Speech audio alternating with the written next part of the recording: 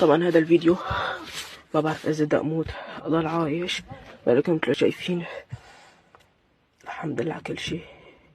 اشهد ان لا اله الا الله واشهد ان محمد رسول الله. ما بعرف اذا رح اموت اضل عايش، ولكن اذا هذا الفيديو نزل انا الحمد لله طلعت عايش. ما بعرف انا اوصف لكم الشعور الا واحد يعيشه. عشت الشعور انه كنت تحت الانقاض. انتوا شايفين حاليا هاي تحت الانقاض، والناس يعني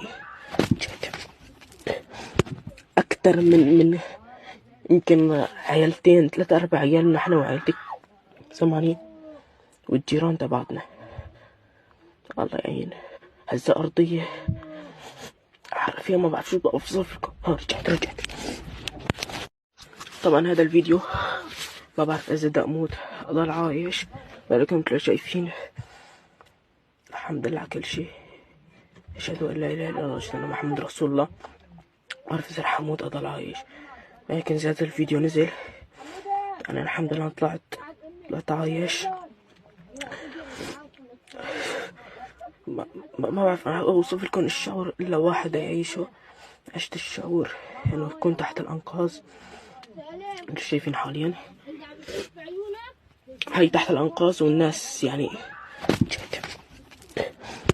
اكتر من يمكن عيالتين 3-4 عيال، نحن وعيلتي سامعين، والجيران تبعتنا. الله يعين. هزة أرضية حرفيا ما بعرف شو بدي أوصف لكم. رجعت.